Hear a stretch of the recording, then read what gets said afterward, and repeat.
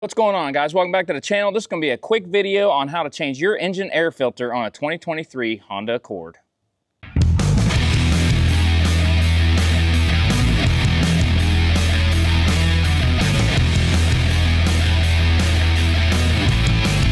Go in and pop the hood real quick. Little latch right here. You just pull up a little.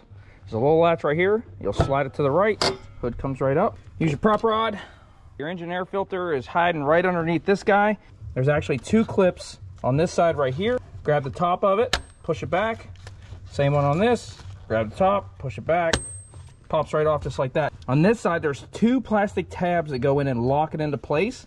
So you're gonna wanna lift up on this side of it, slide it towards the intake tube, and it'll pop right out just like that. And there's your air filter. You just pull it out. Get this out of the way a little bit, pull it out.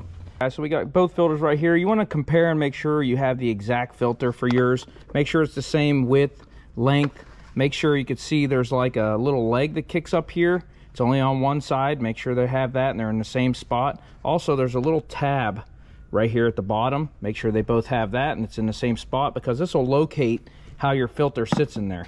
Alright, so let's say you're not sure which way you pulled it out and the orientation of it. If you look on your lid of your air box, it's got this little nub right here, right? And that's where this little guy is going to sit. So lift up your lid, slide your filter in, just like that.